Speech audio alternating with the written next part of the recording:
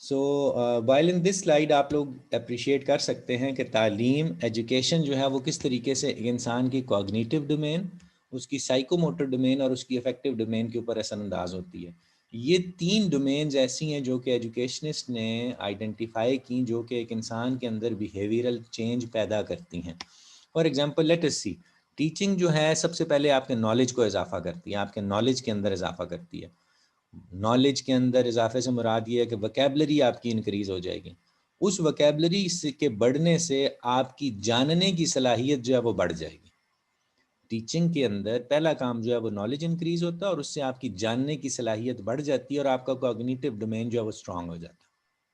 ठीक है, ये जानना ये जानना कि मुसलमान पर नमाज फ़र्ज है, इसके जानने से आपकी कॉग्निशन जो है वो बढ़ जाती है। अब आपको पता है कि नमाज जो है वो मुसलमान के ऊपर फ़र्ज है, तो ये नॉलेज है आपका। सिर्फ आपको ये पता है अगर कि नमाज फ़र्ज है तो ये आपकी कॉग्निटिव डोमेन है। लेकिन तालीम जो है वो उसके बाद आपके एटीट्यूड, आपके रवैये पर भी असरअंदाज और आपको एक अच्छा ह्यूमन बीइंग भी बनाती है, और इसके नतीजे में आपकी साइकोमोटर डोमेन पैदा डेवलप होती है। फॉर एग्जांपल, आपको पता था कि तालीम नमाज आप पे फ़र्ज़ है, उसके बाद आप अपने वालिदैन के साथ मस्जिद में जाते थे, लोगों को नमाज पढ़ता देखते थे, तो आपको उनकी तरह उठना बैठना आ गया। आपको समझ आना शुरू होगी कि नमाज में रुकू कैसे करना है, सजदा कैसे करना है, खड़े कैसे होना है, ये आपकी साइकोमोटर डोमेन है। तो कॉग्निटिव डोमेन ये थी कि नमाज फ़र्ज है, लेकिन नमाज पढ़ने का जो तरीकाकार था वो सारे का सारा साइकोमोटर डोमेन के अंदर था। तो एजुकेशन ने आपकी कॉग्निटिव डोमेन को स्ट्रॉन्ग किया बाय गिविंग यू नॉलेज, जिसके बारे में आपने जानना शुरू किया। और बिल्कुल इसी तरीके से टीचिंग ने आपका रवैया भी बदला। रवैया क्या बदला कि पहले आपको पता नहीं था कि सजदा कब करना है, सलाम कब करना है, अत्तहियात पे कब बैठना है। ये आपकी साइकोमोटर डोमेन्स थी। किस वक़्त कैसे पाँव कितने सीधे होने चाहिए, कमर का कितना झुकाव होना चाहिए, वगैरह-वगैरह। ये सारी की सारी आपकी साइकोमोटर एबिलिटीज़ थी। अगर आप ये जानते भी हैं कि आप पे नमाज फ़र्ज़ है और आपको नमाज पढ़ने का तरीका भी किसी ने सिखा दिया, साइकोमोटर बता दिया, तो अब आपके अंदर अफेक्टिव डोमेन स्ट्रॉन्ग होना शुरू हो जाती है। अब आप समझना शुरू हो जाते हैं कि यार, नमाज भी फ़र्ज़ थी, नमाज मैंने पढ़ भी ली है, लेकिन इस नमाज का मेरे ऊपर कोई असर हुआ है कि नहीं हुआ। तो ये जो असर है जो कि अफेक्टिव डोमेन का है, ये आपके हरकत और सकनात से पता चलेगा कि आप कितना समझते हैं कि नमाज फ़र्ज़ है। और जब आपको अपने कामों में मशगूल होगे, लोगों से लेन देन करेंगे, लोगों से कारोबार करेंगे, तो यहाँ पर भी आपकी अफेक्टिव डोमेन ज़ाहिर कर देगी। इसी इसी को एक और एग्जांपल के साथ लेते हैं। हमने आपको ड्राइविंग सिखानी थी, ठीक है? हमने आपको ड्राइविंग सिखानी है। ड्राइविंग में हमने आपको बताया कि गाड़ी के अंदर इंजन होता है, ये रोड साइंस हैं, ये पुलिस का जो है वो ट्रैफिक पुलिस वाले के लिबास है, ये ट्रैफिक पुलिस है, ये यहाँ से ज़ेब्रा क्रॉसिंग है, यहाँ से लोगों ने गुजरना है। ये तो आपका हो गया नॉलेज। उसके बाद हमने आपके रवैये के अंदर तब्दीली करने के लिए आपको गाड़ी चलाना सिखानी। पहले आपको गाड़ी नहीं आती थी, हमने आपको बताया ये स्टीयरिंग है, स्टीयरिंग ऐसे घूमता है, ब्रेक ऐसे लगती है, आपने किस तरीके से गाड़ी चलानी रोकनी है, ये आपकी गाड़ी चलाने की सलाहियतें होंगी। नॉलेज होना और सलाहियत होना ये मुख्तलिफ काम हैं, ठीक है? और तीसरे नंबर पे जब आपको ये भी आ गया और ये भी आ गया, तो अफेक्टिव डोमेन कब बनेगी? अफेक्टिव डोमेन तब होगी कि जब आप इशारे पे गाड़ी रोकते हैं। जब आपको पुलिस वाला रोके तो आप रुक जाते हैं। जब आपको पुलिस वाला रोके तो उससे बहस नहीं करते हैं। जब ज़ेब्रा क्रॉसिंग आ जाए तो गाड़ी को रोकना है ताकि पैदल चलने वाले लोग चले जाएँ। जब कोई आपका चालान हो जाए तो उसको लड़े नहीं, बल्कि उसके चालान की पेमेंट करें, क्योंकि ये पुलिस वाले ने चालान किया और उसके ख्याल में आपने कोई गलती की है, लिहाजा ये इफेक्टिव डोमेन है। और आप अगर उसके साथ लड़ेंगे और आप उसको रिश्वत देंगे, तो ये दोनों चीज़ें ज़ाहिर करेंगी कि आपका इफेक्टिव एरिया वीक है। आपका कॉग्निशन भी है, आपका साइकोमोटर भी है, लेकिन आपका अफेक्टिव एरिया वीक है। तालीम जो आपको यहाँ पर दी गई थी वो कामयाब नहीं हुई, क्योंकि उसने आपको कॉग्निटिवली स्ट्रांग कर दिया, आपके साइकोमोटर को बेहतर कर दिया, लेकिन अफेक्टिव डोमेन और तालीम का असल मकसद जो है ना बेटे, वो अफेक्टिव डोमेन है। तालीम ने आपको अफेक्टिवली आपकी किरदार किरदार साजी करनी है ताकि आप एक इंडिपेंडेंट, सक्सेसफुल और कंट्रीब्यूटिव सिटीजन जो हैं वो बन सकें। तो अब याद रख लीजिए कि एजुकेशन, अब ज़रा इन तमाम चीज़ों को गौर से देखें। एक ऐसा बच्चा जो बहुत लायक है, 100/100 नंबर लेता था, 100%, उसकी कॉग्निटिव डोमेन उस बच्चे के मुकाबले में जो कि हर बार फेल होता था, कॉग्निटिवली वो आपको हो सकता है पुअर नज़र आए मैथ में। साइकोमोटर हो सकता है कि आपको अगेन एक बच्चे का पुअर नज़र आए और एक बच्चे का अच्छा नज़र आए, लेकिन अफेक्टिवली जब आप देखेंगे कि एक बंदा सारे के सारे जो कवानीन है उनको फॉलो करता है और दूसरा कवानीन को फॉलो नहीं करता, तो आपको पता चल जाएगा कि यार कॉग्निशन होने के बावजूद, कॉग्निटिव डोमेन होने के बावजूद, साइकोमोटर डोमेन होने के बावजूद इसने रिश्वत ले ली। इसको हमने बताया था, मज़हब हमारा कहता है रिश्वत नहीं लेनी, हमारा लॉ कहता है कि रिश्वत नहीं लेनी। आपको बताया भी था कि रिश्वत से बचने कौन कौन से तरीके हैं, फिर भी आपने रिश्वत ले ली। इसका मतलब ये हुआ कि अफेक्टिव डोमेन कारगर ना हुई। तो इसकी एक और एग्जांपल मैं आपको दे देता हूँ ताकि आपको ये सारी की सारी चीज़ जो है वो क्लियर हो जाए। मैंने आपको बताया 2 का टेबल, रट्टा मारा साहब ने, 2 दूनी 4, 2 दूनी 6, 2 दूनी 8, 2 चौके 8। तो ये सारी की सारी कॉग्निटिव डोमेन में रट्टा तो हमने लगवा दिया, ठीक है। अच्छा जी, लिखने की बारी आई तो बच्चे ने लिखा भी सही, 2 दूनी 4 और 2 चौके 8, और उसको सारा कुछ हमने रटा दिया। वो लिख भी सकता है, वो पहचान भी सकता है, वो सारा वो परफॉर्म भी कर सकता है कि 8 से भी एक तरफ कर सकता है, 2 से भी एक तरफ कर सकता है, ये उसको आ गया। लिहाजा कॉग्निटिव भी आ गया और साइकोमोटर भी आ गया। अफेक्टिव में क्या वो 2 चौके 8 जब वो जाता है मार्केट में, तो क्या वो वहाँ पर गिनना शुरू कर देता है, या अगर 8 रुपये दर्जन है माल्टे, तो 2 दर्जन का हिसाब वो निकाल लेगा कि नहीं निकाल लेगा? अगर तो वो नहीं निकाल पाया तो इसका मतलब है कि उसका अफेक्टिव डोमेन वीक रहा और उसने अपने आप को इम्प्रूव नहीं किया। और बिल्कुल इसी तरीके से ये भी हो सकता है कि अफेक्टिव डोमेन में कि वो 12 के बजाय 14 केले ले ले दर्जन के हिसाब से, तो ये भी उसकी अफेक्टिव डोमेन को इंडिकेट करती है। अब ज़रा गौर कर लें बेटा, ये इसीलिए तो हम कह रहे थे आपको एजुकेशन फॉर ऑल एक फिलॉसफी थी कि तमाम लोगों को एजुकेशन दें, और education for all number 2, no child left behind. तो इन दोनों फिलॉसफीज के लुब्बे लुबाब यही था कि आपने इस तमाम एजेंडा को इस तरीके से एड्रेस करना। Okay, let's move ahead. तो कॉग्निटिव डोमेन, जैसे कि मैंने आपको बताया, cognitive domain and psychomotor domain reflect upon affective domain. आपकी कॉग्निशन, आपकी फीलिंग्स और इंटरेस्ट जो कि साइकोमोटर है, और ये दोनों चीज़ें अफेक्ट करती हैं आपके प्रैक्टिस के ऊपर। सो कॉग्निटिव डोमेन और साइकोमोटर डोमेन ये दोनों कंट्रीब्यूट करती हैं in the development of affective domain, जिसका भी मैंने आपके साथ इतनी डिटेल में जिक्र किया। With knowledge and interest, the subject matter is internally absorbed and retained, called internalization. अगर आपको किसी चीज़ का नॉलेज है और आपको किसी चीज़ का इंटरेस्ट है, यानी कि कॉग्निटिव डोमेन में और साइकोमोटर डोमेन में आपको इंटरेस्ट है, अगर इन दोनों चीज़ों में जो चीज़ आप सीख रहे हैं उसके बारे में आपको इंटरेस्ट है और आपके अंदर वो सलाहियत भी है और शौक़ भी है कि आप वो काम करना चाहते हैं, तो उसके नतीजे में जो भी आपको पढ़ाया जाएगा वो आप एब्जॉर्ब करना शुरू कर देंगे। आपका जो ब्रेन है उन तमाम चीज़ों को रिटेन करना शुरू कर देगा, याद करना, स्टोर करना शुरू कर देगा, और इस प्रोसेस को कहते हैं इंटरनलाइजेशन। इंटरनलाइजेशन, कि हम वो सारी की सारी इंफॉर्मेशन अपने अंदर स्टोर करते चले जा रहे हैं, इंटरनलाइज कर रहे हैं। ये जो इंटरनलाइजेशन है ये अल्टीमेटली ऑटोमेटिज्म के अंदर कन्वर्ट हो जाती है। इंटरनलाइजेशन क्या था कि हमने वो सारी इंफॉर्मेशन अपने अंदर स्टोर कर ली। जब वो स्टोर हो गई तो जब उनको अप्लाई करने का वक्त आएगा तो हम ऑटोमेटिक तरीके से उस चीज़ को अप्लाई कर सकते हैं, ऑटोमेटिक तरीके से उस चीज़ को अप्लाई करना शुरू कर देते हैं। This is called automatism. अच्छा चलो इसकी एक एग्जांपल आपको देता हूँ ताकि आपको समझ आ जाए। याद है आपकी साइकिल पहले 3 पहियों वाली होती थी, फिर वो 3 पहियों से 2 पहियों में आ गई, और 2 पहियों के बाद अब लड़के जो हैं वो 1 पहिए पे साइकिल चलाना शुरू हो गए। ये क्या हो रहा है? आपको हमने 3 पहियों वाली साइकिल सिखाई थी, उसके बाद आपको 2 पहियों वाली साइकिल दी गई थी, और अब आप मोटरसाइकिल चलाते हैं। बिल्कुल इसी तरीके से आप 2 पहियों वाली साइकिल चलाते थे, फिर आप पहले 3 पहियों वाली, फिर 2 पहियों वाली, और अब आप 4 पहियों वाली गाड़ी चला रहे हैं। ये क्या हो रहा है? और फिर 4 पहियों के बाद 3 पहियों वाला जहाज उड़ाना शुरू कर देंगे आप। तो हुआ क्या कि चूंकि आपको इंटरेस्ट था, और लड़कों का इन चीज़ों में इंटरेस्ट ज़्यादा होता है, तो वो क्या करते हैं, फ़ौरन से एक जो चीज़ यहाँ पर लर्न की हुई है वो उसको आगे लेकर चले जाते हैं।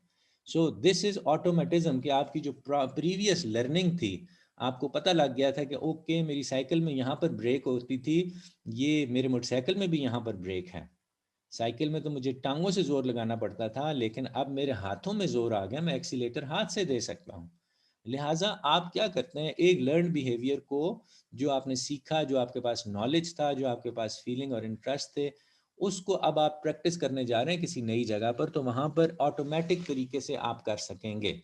अगर आपका नॉलेज और इंटरेस्ट पहले अच्छा था और आपकी इंटरनलाइजेशन अच्छी है, तो इसी चीज़ को आप लेकर फिर अगली किसी स्टेज पर अप्लाई कर सकते हैं। चलो इसकी एक और एग्जांपल शेयर करता हूँ। आपको 1 2 सिखाया था, 2 + 2 4, 2 + 3 5, 2 + 4 6, आपको ये चीज़ें हमने बताई थी। तो जब एक नया लेवल आया जिसमें कि आपने एक नक्शा बनाना था, अब नक्शा, हमने आपको नक्शा बनाना तो नहीं सिखाया था, हमने तो आपको 2 + 2 सिखाया था। लेकिन चूंकि वो आपको पता था कि 2 और 2 4 होता है, या रेक्टेंगल की सामने वाली साइड जो हैं वो बराबर होती हैं, तो जब आप एक कमरे का नक्शा बनाओगे तो आपको पता होगा कि अगर एक दीवार 4 फुट की है तो दूसरी उसके सामने वाली दीवार भी 4 फुट की होगी। अगर एक दीवार की लंबाई 18 फुट है तो उसके सामने वाली दीवार भी 18 फुट की होगी, क्योंकि ये एक रेक्टेंगुलर शेप है, ये कमरा रेक्टेंगल की शेप में है। लिहाजा अब क्या हुआ कि आपके जो नॉलेज था वो ऑटोमेटिक तरीके से वो आप तक इंफॉर्मेशन जो है वो प्रोवाइड, और ये ऑटोमेसिटी जितनी ज़्यादा होती चली जाएगी उतने सक्सेसफुल जो है कि इंसान आता जाता है, और उसकी जो अफेक्टिव डोमेन है उसके अंदर वो चीज़ें रिफ्लेक्ट होना शुरू कर देती हैं। ओके मैंने आपसे कहा था कि क्वालिटीज़, हमने पेडागोजी की बात की थी। तो पेडागोजी क्या था कि टीचर्स के नॉलेज की बात थी जो कि टीचिंग से मुतल्लिका थी। तो आप ज़रा गौर करें कि इट्स अ स्पेशलाइज्ड क्वालिटीज़ कौन कौन सी टीचर्स की हमने देखी, उसके पास किस किस्म का नॉलेज होना चाहिए, कौन सा पेडागोजी वाला नॉलेज होना चाहिए। Number 1, a specialised body of knowledge होना चाहिए उसके पास सब्जेक्ट कंटेंट के साथ। जो पढ़ाना है आपने, जो सब्जेक्ट आपने पढ़ाना है उसका नॉलेज बड़ा ज़रूरी है, क्योंकि उसके बगैर आप पढ़ा नहीं पाएंगे। अगर आप मैथ के टीचर हैं और आपको मैथ नहीं आता तो फिर आप क्या पढ़ाएंगे? इंग्लिश का टीचर है और आपको ग्रामर नहीं आती तो आप इंग्लिश क्या पढ़ाएंगे? लिहाजा ये बहुत ज़रूरी है कि टीचर अपने सब्जेक्ट के कंटेंट से वाकफियत रखता हो, नंबर 1। नंबर 2, कंटेंट के बारे में वो नॉलेज हो उसके पास, कंटेंट का नॉलेज भी हो उसके पास, यानी कि उसके पास सलाहियत होनी चाहिए कि किसी कॉन्सेप्ट को, किसी एब्स्ट्रैक्ट कॉन्सेप्ट को किस तरीके से बताना है। एब्स्ट्रैक्ट कॉन्सेप्ट एक ऐसा कॉन्सेप्ट है जो कि ज़ाहिरी तौर पर नहीं है, बल्कि उसने बताना है कि उसने बताना है कि जो मैथ्स है, MASS मैथ्स जो है वो क्या चीज़ है, वेट और मैथ्स का क्या ताल्लुक है आपस में, वेट बढ़ेगा तो मैथ्स को क्या होगा, मैथ्स कम होगा तो वेट को क्या होगा। लिहाजा ये एक ऐसा नॉलेज था जो कि ऊपर वाले नॉलेज से बढ़कर, खाली साइंस के बारे में जानना ज़रूरी नहीं था बल्कि साइंस को एक्सप्लेन करना भी उसको आना चाहिए था। उसके बाद जर्नल पेडागोजिकल नॉलेज, यानी कि क्लासरूम के अंदर लेसन डिलीवरी कैसे करनी है, बच्चों को बिठाना कैसे है, बच्चों के साथ इंगेज कैसे करना है, ये सारी सलाहियतें। और सबसे आखिर में है knowledge of learners and learning, कि टीचर को ये पता होना चाहिए कि आपके सामने जो स्टूडेंट्स बैठे हैं उनका मयार क्या है, उनकी ज़रूरत क्या है, उनकी सलाहियतें क्या हैं। लिहाजा अगर एक टीचर को पता ही नहीं है कि उसके जो सामने स्टूडेंट बैठा हुआ है, he can not stand, let us suppose आपके सामने एक टीचर बैठा हुआ और एक स्टूडेंट बैठा है और वो ज़्यादा वो वॉक नहीं कर सकता for some reasons, he is challenged in his physical abilities. तो अब क्या होगा, टीचर जानता नहीं था उसको बारे में, जब नहीं जानता तो अब वो प्लान क्या करेगा उसके बारे में? पहली बात तो प्लान ही नहीं कर सकता, और अगर वो उसके लिए प्लान कर दे कि ये 10 किलोमीटर का फासला भाग के तय करेगा तो इसका मतलब ये हुआ कि उसका नॉलेज ही नहीं था अपने लर्नर के बारे में, उसने गलत प्लान किया। तो एक अच्छा टीचर जो है वो हमेशा अपने लर्नर्स के बारे में जानता है और उनकी सीखने की सलाहियतों को भी जानता है। इसका क्या मतलब है? इसका मतलब है, ज़रा गौर करें, हम में से कुछ ऐसे लोग होते हैं जो कि विजुअल लर्नर्स होते हैं। विजुअल लर्नर से मुराद देख के सीखते हैं, जो को काम होता है उन्हें दिखा दो ना एक दफ़ा तो वो काम वैसा करना शुरू कर देते हैं, इसको कहते हैं विजुअल लर्नर्स। या उनको कोई पढ़ के सुना दे तो वो पढ़ना सिखा दे तो वो ना उस चीज़ को अच्छे तरीके से विजुअल तरीके से उसको लर्न कर सकते हैं, चीज़ को होता हुआ देखते हैं और फिर उस तरीके से रेप्लिका प्रोड्यूस कर देते हैं। कुछ ऐसे बच्चे होते हैं जो कि लेक्चर को समझ लेते हैं। फॉर एग्जांपल आजकल जो हमारा तरीका तालीम है ये डिस्टेंस एजुकेशन या इसको ये नॉन फॉर्मल तरीका है ना। फॉर्मली तो एक उस्ताद और शागिर्द आमने सामने बैठा करते थे क्लासरूम के अंदर, लेकिन जब से ये ऑनलाइन सिस्टम आया ये नॉन फॉर्मल है।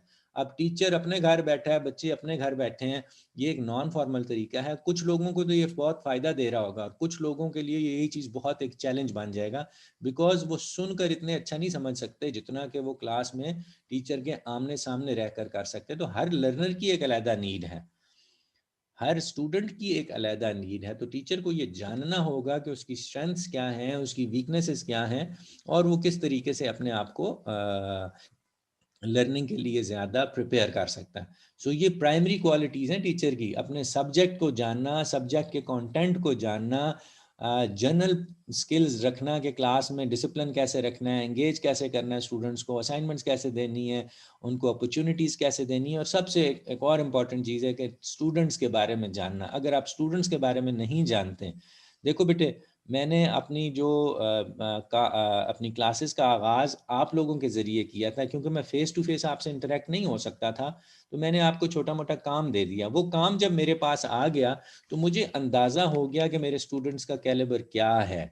अब ज़ाहिर है मुझे सब स्टूडेंट ने तो काम भेजा नहीं है, लेकिन जिन लोगों ने मुझे वो भेजा है, मैं उनके बारे में ज़रूर बहस कर सकता हूँ, कमेंट कर सकता हूँ कि उनको कितना आता है। लिहाजा मुझे पता चला आप मोटिवेटेड कितने हैं, आपके पास वोकैबुलरी कितनी है, आपकी राइटिंग स्किल्स कैसी हैं, आप कैसे प्रेजेंट कर सकते हैं, मैंने ये चीज़ें देख ली।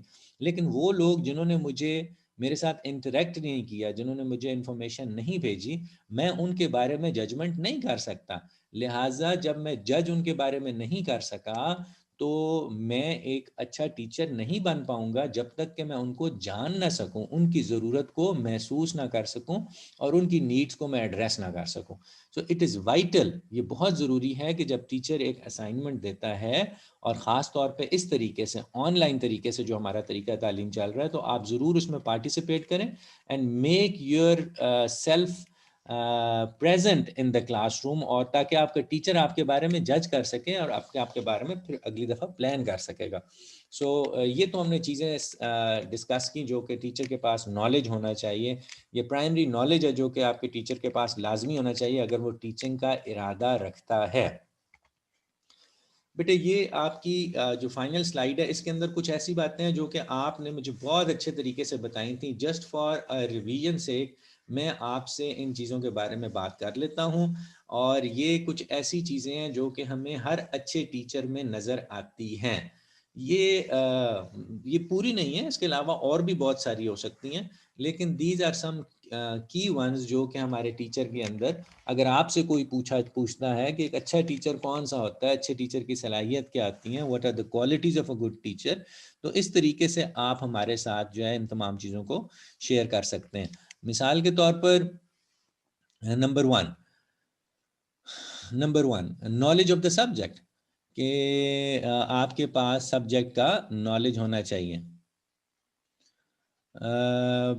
नॉलेज ऑफ द सब्जेक्ट होना चाहिए, जैसे the teacher understands the central concept, tool of inquiry, structure of the discipline he और she teaches and can create learning experiences that make these aspects of subject matter meaningful to the student.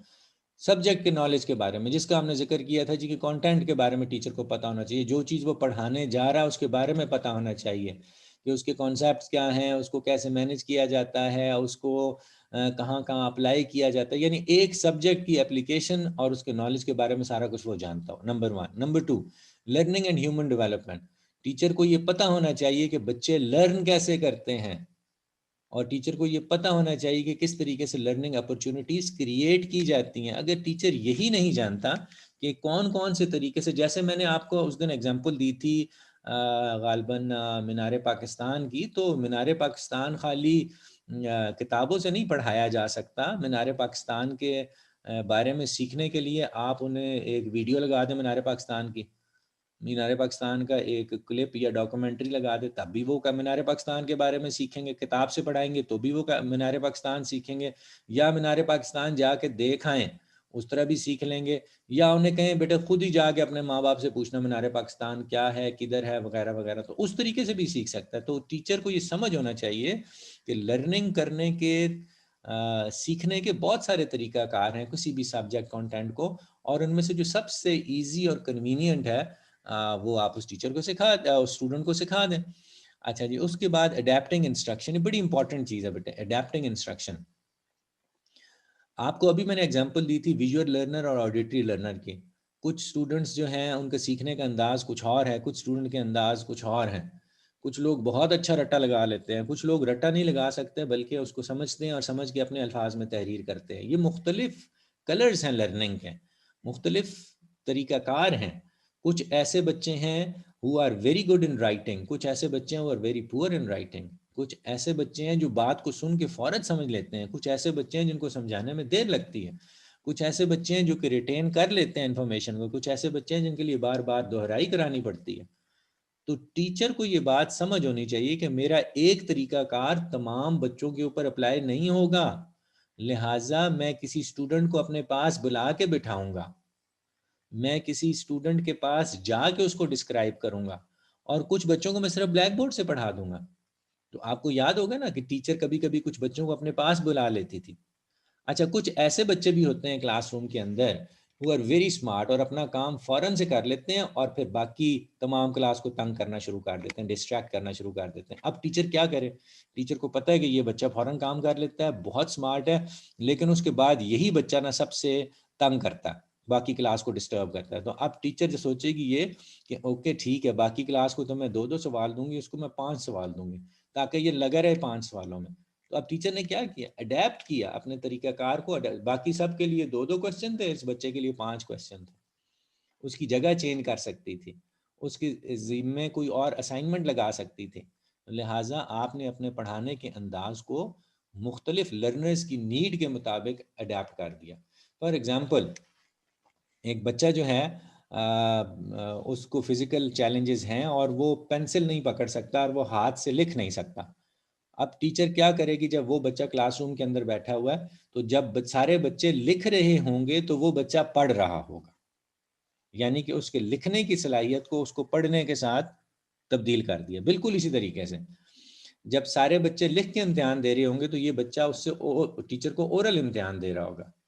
जब सारे बच्चे pencil से लिख रहे होंगे तो हम इसको कहेंगे बेटे आप लिख नहीं सकते, पेंसिल नहीं पकड़ सकते, टाइप तो कर सकते हो ना, ये लो कंप्यूटर ले लो, इसके ऊपर टाइप करते जाओ। तो हमने क्या किया? अपने इंस्ट्रक्शन के अंदाज को, अपनी एवेल्युएशन के अंदाज को, अपनी जो कम्युनिकेशन है उसको बदलने की कोशिश की।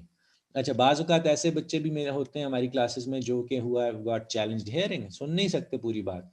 तो अब क्या करेगा कि टीचर क्या करता है कि साथ-साथ साइन लैंग्वेज में भी बात करता है, बोलता भी है और साइन लैंग्वेज में भी बात करता है। तो जो सुन सकते हैं वो टीचर की आवाज़ सुनते रहते हैं, और जो नहीं सुन सकते वो टीचर के हाथ देखकर अडैप्ट करते रहते हैं कि लर्न करते रहते हैं कि किस तरीके से हमें क्या इन्फॉर्मेशन प्रोवाइड की जा रही। तो ये टीचर के अंदर सलाहियत होनी चाहिए। टीचर ये ना कहे कि तुम निकल जाओ मेरी क्लास से, तुम नालायक बहुत हो, तुम्हें मेरी बात समझ नहीं आती, तुम चले जाओ, तुम्हारी राइटिंग बहुत गंदी है, तुम चले जाओ यहाँ से। आपका बच्चे को तो हम स्कूल में दाखिला नहीं दे सकते जी, आपका बच्चा तो लिख नहीं सकता, आपका बच्चा तो सुन नहीं सकता, आपका बच्चा तो समझ नहीं सकता। ये तमाम ऐसे स्टेटमेंट्स हैं जो कि माजी का हिस्सा हैं। अब हर बच्चा हमारा बच्चा है, हमें अपनी इंस्ट्रक्शन को अडेप्ट करना है to the individual needs of the child. ठीक है, इसके अलावा स्ट्रेटजीज़ की बात की जाती है। स्ट्रेटजीज़ अभी हमने उस दिन ढेर सारी स्ट्रेटजीज़ पढ़ी, हम फिर देखेंगे इन स्ट्रेटजीज़ को। तो स्ट्रेटजी बेसिकली एक ऐसा एक ऐसी एक ऐसा टूल है जिसकी मदद से हम बच्चे के अंदर क्रिटिकल थिंकिंग को इम्प्रूव कर सकते हैं, प्रॉब्लम सॉल्विंग को और उसके परफॉर्मेंस को इम्प्रूव कर सकते हैं। फॉर एग्जांपल, ये एक स्ट्रेटजी थी कि बच्चों को ले जाए मीनार पाकिस्तान, ये एक स्ट्रेटजी थी कि बच्चे को कहो लिख के लाओ 10 दफ़ा, ये एक स्ट्रेटजी थी बच्चे को कि आपने रीडिंग करा दी। तो ये स्ट्रेटजीज हैं। कभी सब बच्चों ने मिलकर पढ़ा, कभी किसी एक ने असाइनमेंट की और प्रेजेंट की, कभी किसी ने ड्रामाटाइज की कोई सिचुएशन, ये सारी की सारी चीज़ें स्ट्रेटजीज हैं जिससे बच्चों के अंदर क्रिटिकल थिंकिंग पैदा हो जाती है और वो सोचना शुरू कर देते हैं कि मुझे क्या आता है क्या नहीं आता और मुझे किस तरीके से अपने आप को इम्प्रूव करना है। बेटे टीचर एक ऐसा अच्छा टीचर के अंदर बहुत बड़ी सलाहियत है कि वो आपको मोटिवेट करे। अगर आपका टीचर मोटिवेट नहीं कर रहा आपको तो ही इज एट फॉल्ट, क्योंकि मोटिवेशन का सबसे बड़ा बेटे पता क्या फ़ायदा आता है? सबसे बड़ा फ़ायदा आता है कि स्टूडेंट की लर्निंग बढ़ जाती है ऑटोमेटिक अंदाज में। टीचर अगर उसको मोटिवेट करते हैं तो स्टूडेंट खुद ही ढूंढता रहता है चीज़ें, खुद ही फाइंड आउट करता है अपने शौक की बेसिस पर।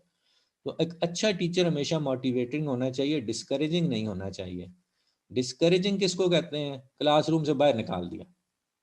अब जिस बच्चे को क्लासरूम से बाहर निकाल दिया उसकी सेहत पे क्या है? वो तो बाहर निकल के तो इधर उधर देख रहा है, उसको तो नहीं समझ आ रही कि उसका नुकसान कितना आ रहा है।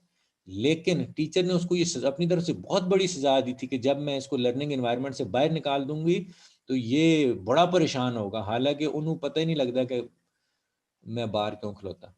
नतीजा क्या निकलता है? नतीजा ये निकलता है कि टाइम इज वेस्टेड और बच्चे के अंदर बच्चा डीमोटिवेट हो जाता है। रोजाना उसके माँ बाप को बुला के शिकायत लगाते हैं, आपका बच्चा ऐसा, आपका बच्चा ऐसा, डीमोटिवेट होता चला जाएगा। ओ भाई, this child is in your class, he is your baby now. आपने हर वो काम करना है जिसकी मदद से ये टीचर जो स्टूडेंट जो है वो अच्छा स्टूडेंट बनता चला जाए, इसके अंदर लर्निंग की सलाहियत बढ़ती चली जाए। अच्छा, मैं इस नज़रिए का भी कायल नहीं हूँ कि कोई स्टूडेंट अच्छा होता है और कोई स्टूडेंट बुरा होता है। No no no, students are students. सलाहियतें फ़र्क हैं, सीखने की सलाहियत फ़र्क है।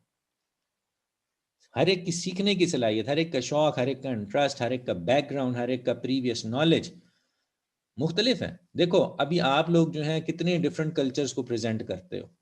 आप लोगों के स्कूल, आपके जो कॉलेजेस थे वो कितने डिफरेंट थे। आप लोगों के जो स्कूल थे वो कितने डिफरेंट थे। आप लोगों के टीचर्स में कितना फ़र्क था। आपके पेरेंट्स में कितनी वैरायटी मौजूद है। आपके जो मोहल्ले जहाँ आप रहते हैं उसका कितना डिफरेंस है। आपका जो बाकी सारे सिस्टम है, कुछ भी तो कॉमन नहीं है। तो टीचर ने ये सारी चीज़ें जहन में रखनी है और बच्चे तमाम को मोटिवेट रखना है कि हम एक बिगर कॉज के लिए ये सारा काम कर रहे हैं।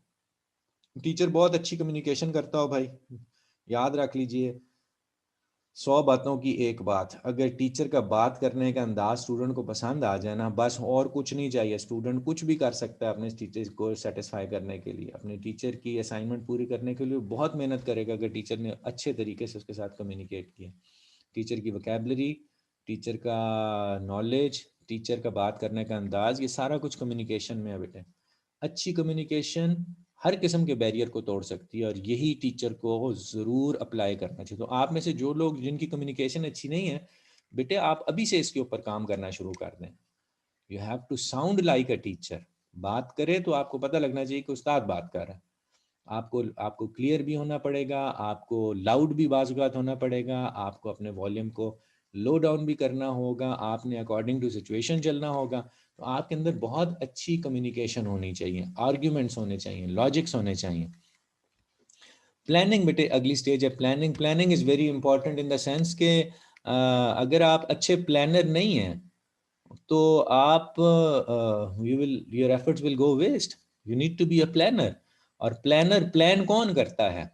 लेट अस सपोज जी मैं प्लान कर रहा हूँ, मैंने स्पेस पे जाना है। अब स्पेस पे जाने के लिए मैं कपड़े कैसे लेके जाऊंगा, मैं किस चीज़ में जाऊंगा स्पेस के ऊपर, ठीक है, कितनी देर लगेगी, कितना खाना मैंने लेके जाना है, रास्ते पे मैंने कहाँ रुकना है। तो ये प्लानिंग तो मेरी पूरी ना हुई अगर मेरे पास इंफॉर्मेशन नहीं होगी।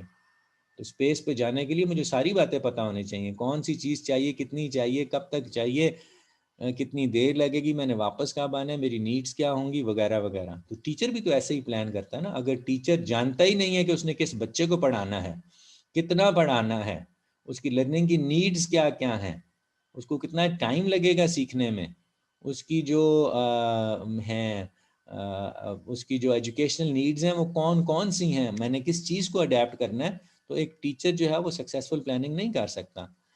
Next thing is assessment. बेटे असेसमेंट कई किस्म की होती है। बहरहाल अभी हम इसको यूँ समझिए कि फॉर्मल असेसमेंट और इनफॉर्मल, दो लफ्ज़ याद रख लीजिए। लेकिन एक टीचर को असेस करना आना चाहिए। बातों बातों से ही वो अंदाज़ा लगा ले कि मेरे स्टूडेंट्स को क्या समझ आ रही है। मेरे स्टूडेंट्स को क्या समझ आ रही है, क्या वो अपनी उनको उनको जो डेली लाइफ के अंदर से छोटी छोटी एग्जांपल्स दें, उन्हें क्वेश्चंस करें, ताकि आपको पता चल जाए कि बच्चों को समझ भी आ रही है कि नहीं आ रही। और ये वाली जो समझ है, ये कई तरीके से हम जज कर सकते हैं। ड्यूरिंग द क्लास अगर करते हैं, आपने 4 बच्चों को खड़ा किया, हाँ बेटे मैंने क्या कहा, अच्छा बेटे असेसमेंट का क्या मतलब है, अच्छा बेटे मोटिवेशन कैसे, क्या क्या फैक्टर है। अगर मैं यही चंद सवाल करूँ आपसे अभी, तो मुझे पता चल जाएगा कि आपको मेरी बात किस कदर समझ आ रही है। ये बेटे नॉन फॉर्मल तरीका है, ठीक है, ये नॉन फॉर्मल तरीका है। इसमें मुझे ये फ़ायदा होता है कि मुझे पता चल जाता है कि अगर मेरे बच्चों को समझ आ रही है, तो मैं इस चीज़ को रीइंफोर्स करूँगा, यानी अपनी बात को और स्ट्रेंथन करने के लिए और मिसालें दूँगा। और अगर मेरे बच्चों को समझ ही नहीं आ रही, तो फिर मैं अपने जो एग्ज़ाम्पल्स देने का तरीकाकार है, जो पढ़ाने का तरीकाकार है, हो सकता है कि मैं उसको तब्दील करूँ। तो ये मेरे लिए ही असेसमेंट थी, ये असेसमेंट मेरी अपनी असेसमेंट थी, आपकी असेसमेंट नहीं थी कि आपको क्या समझ आया। ये असेसमेंट मेरी थी कि मैंने आपको कितना समझाया है। और ये देखो, फिर ये फिर वही बात है, ये फिर वही बात है कि टीचर फेल होता है, स्टूडेंट फेल नहीं होता। तो टीचर ने अपने आप को एवेलुएट करना है कि मेरे पढ़ाने का अंदाज, मेरे ऑब्जेक्टिव जो मैंने तय किए थे, जो मैंने प्लानिंग की थी, उस प्लानिंग के मुताबिक मैं कहाँ तक जा रहा हूँ, सही जा रहा हूँ, गलत जा रहा हूँ, वगैरह वगैरह। कमिटमेंट बेटे, जो तालीम तो है ये कमिटमेंट का नाम। टीचर एक कमिटेड पर्सन होना चाहिए। उसकी बातों से, उसके अंदाज से हर वक्त यही झलकना चाहिए कि वो एक प्रैक्टिशनर है, जो कि हर वक्त आपको जो है लर्निंग की तरफ इंगेज करेगा, और वो आपके लिए नई नई अपॉर्चुनिटीज़ जो है वो क्रिएट करेगा। तो एक कमिटमेंट होनी चाहिए। ये तो बहुत सारी उम्र का रिश्ता है, उस्ताद सारी उम्र उस्ताद ही रहेगा, और ये एक ऐसा रिलेशनशिप है। और एक teacher has to earn this honour, कि वो अपने आप को एक कमिटमेंट के अंदाज में बच्चों के लिए for the good of the children उसको इम्प्रूव करे।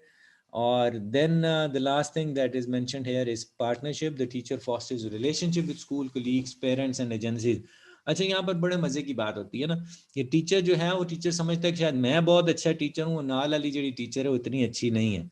हालांकि उसको ये रियलाइज होना चाहिए कि मैं भी वही काम कर रहा हूँ जो वो काम कर रही है, मैं भी वही प्लानिंग करता हूँ जो वो प्लानिंग करती है। उसका कोर्स का एजेंडा डिफरेंट है, वो मैथ पढ़ा रही है, मैं उर्दू पढ़ा रहा हूँ। लेकिन ये तो नहीं है कि मैं कमतर टीचर हूँ और वो मेरे से बेहतर टीचर है, एंड वाइस वर्सा, ऐसा तो बात नहीं है। तो a teacher is a teacher. उसने, अच्छा उसके बाद एक और चीज़ होती है कि जब हम जाते हैं ना, जब हम टीचर बनते हैं, तो एक तो काम होता है क्लासरूम के अंदर, एक क्लासरूम से बाहर का काम भी होता है। आपको ड्यूटी मिलती है, जाएं जी बच्चों के नाखून चेक करें, जाएं जी बच्चों की सॉक्स चेक करें, जाएं जी बच्चों की जरा नोजियां साफ करके आएं। अब होता क्या है कि some people get offended without realizing कि I am a teacher, I have a commitment to make this child improve in his life, in his work behavior, in his education. तो जब मैं अपने बच्चों को इस तरीके से मोटिवेटेड हूँ कि मैंने उनका ये सब कुछ ठीक करना है, तो बिलीव यू मी, नोजी साफ करना तो कोई काम ही नहीं है। वही तो हमारा एजेंडा था, इसी चीज़ को तो हमने अपने अंदर पैदा करना था। This what will make us a good teacher. अगर उसकी शर्ट बाहर निकली हुई है पैंट से, तो उसकी शर्ट को अंदर किया जा सकता है। अगर उसके बाल खराब हैं, तो उसके बालों को ठीक किया जा सकता है, बिकॉज वो हमारा रिफ्लेक्शन है। वो बच्चा जो है जब वो लर्न कर जाएगा, तो वो हमारे लिए एक हमारी एक सक्सेस स्टोरी बनेगा। So you need to understand कि अपने आप को ना सिर्फ ये कि फ्लेक्सिबल रखें, बल्कि अपने आप को अपने सीनियर्स का जूनियर्स के साथ पार्टनरशिप के अंदाज में चलें। प्रिंसिपल एट टाइम कुछ ऐसा काम दे देते हैं टीचर्स के लिए जो कि वो समझते हैं कि शायद ये तो हमारा काम ही नहीं है। वो कहते हैं जाएं जी ज़रा सफाई चेक करके आए, लोगों ने सही सफाई की है कि नहीं की। और आप ऑफेंड हो जाते हैं कि लो जी मैं क्यों चेक करूं सफाई। ओ भाई, सफाई इसलिए ज़रूरी है कि अंदर आप पढ़ा रहे थे, सफाई निस्फ ईमान है, और बाहर स्कूल के अंदर सफाई नहीं है, तो आपका पढ़ाना तो चला गया, ख़त्म हो गया। तो बच्चा जो है वो इफेक्टिव डोमेन में कैसे लेकर जाएगा अगर बाहर सफाई ना हुई। तो वो जो प्रिंसिपल ने कहा ना, जाओ सफाई चेक करके आओ, तो ये बहुत बड़ा काम था कि go outside to find out कि what is the situation outside. तो बच्चे को आप जितनी मर्जी तालीम दे दें, जो मर्जी उसको याद करा दें, जो मर्जी उसको दर्स दे दें, अगर उसका बाप जो है वो इज मेल प्रैक्टिसिंग और वो बेईमानी करता है, तो बच्चा जो है वो कंफ्यूज हो जाएगा कि बेईमानी, बाप को उसको नजर आती है बेईमानी, और पढ़ा टीचर उसको, तो वो जज नहीं करेगा कि what is right and what is wrong. It will take him many years to understand. और बिल्कुल इस तरीके से वो पेरेंट्स जो खुद नमाज पढ़ते हैं उन्हें बच्चों को कहना नहीं पड़ता कि नमाज पढ़ो. और जो पेरेंट्स खुद नमाज नहीं पढ़ते, बच्चों के साथ जो मर्जी कर लो, उन्होंने नहीं पढ़नी नमाज. रीजन बीइंग कि नॉलेज होना कॉग्निटिवली इज नॉट इनफ. कोई उसके अंदर साइकोमोटर एबिलिटीज भी पैदा होनी चाहिए, और उसके अलावा अफेक्टिव डोमेन. और this is how we learn affective domain. So I am hopeful कि आपको कुछ चीज़ें समझ आई हैं, और जो चीज़ें रह गई हैं प्लीज़ आप उनको ज़रूर देखिएगा. जैसे कि ये प्रिंसिपल्स हैं टीचिंग के, टीचर किस तरीके से क्लासरूम का स्टार्ट करता है और किस तरीके से आगे जाता है. हम इन चीज़ों के बारे में भी इंशाल्लाह डिस्कस करेंगे, लेकिन इन द नेक्स्ट क्लास. अभी तक अगर किसी का कोई क्वेश्चन है तो प्लीज़ आई वुड लाइक कि आप लोग कोई क्वेश्चन करना चाहें तो प्लीज़ गो, सवाल कीजिए.